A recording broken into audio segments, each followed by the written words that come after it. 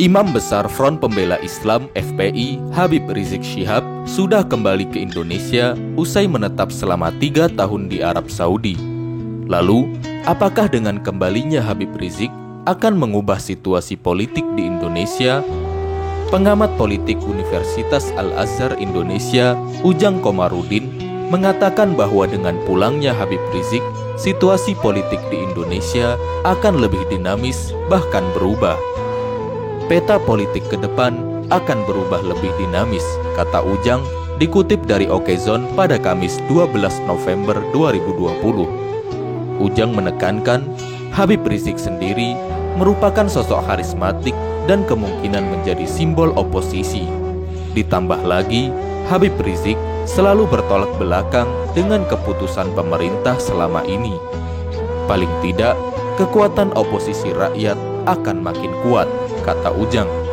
Lebih jauh menurut Ujang, jika Habib Rizik melakukan konsolidasi dengan sesama oposisi lainnya, terkhusus di luar parlemen, gerakan rakyat akan makin kuat.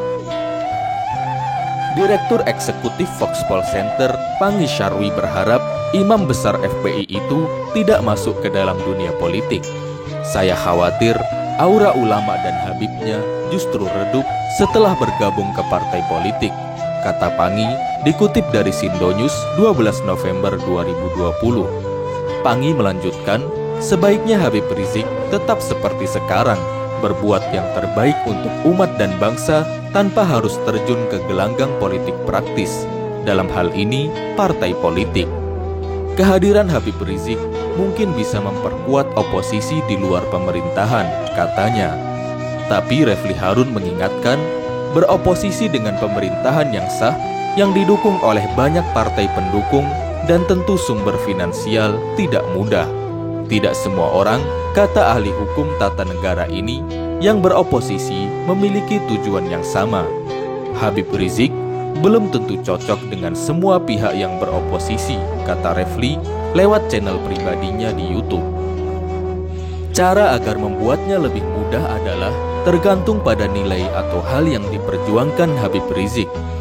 Kalau dasarnya nilai yang disepakati, maka gerakan oposisi itu akan jauh lebih efektif, kata Refli. Ia mengingatkan, karena nilai dan oposisinya di luar parlemen dan di luar lingkaran partai politik, maka seharusnya oposisi itu bukan diajukan untuk kekuasaan. Terkait revolusi akhlak yang sudah sering disebut-sebut Habib Rizik, Refli menilai hal tersebut sudah menjadi modal yang bagus.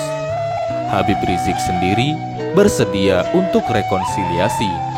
Namun, dia meminta pemerintah menyetop kriminalisasi ulama sebelum rekonsiliasi. Ada teriak-teriak rekonsiliasi. Mana mungkin rekonsiliasi bisa digelar kalau pintu dialog tidak dibuka? Buka dulu pintu dialognya, baru rekonsiliasi. Tak ada rekonsiliasi tanpa dialog. Dialog itu penting, kata Habib Rizik, seperti disiarkan kanal YouTube Front TV 11 November 2020. Menurut Habib Rizik, pemerintah seharusnya senang jika dikritik. Kritik itu bisa diterima atau ditolak oleh pemerintah. Ia mengaku telah menawarkan dialog kepada pemerintah sejak 2017.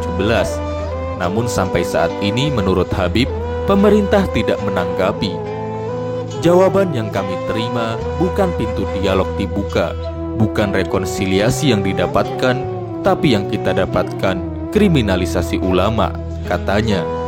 Ia menegaskan bersedia berdialog asalkan pemerintah menghentikan kriminalisasi ulama. Setelah itu menurut Habib, ia akan memulai proses rekonsiliasi.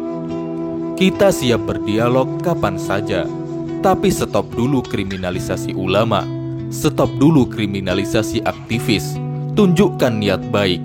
Kalau mau dialog rekonsiliasi, ahlan wa sahlan, ucap Habib Rizik. Habib Rizik kemudian menyebut beberapa ulama dan aktivis yang masih ditahan dan ditangkap karena beberapa kasus.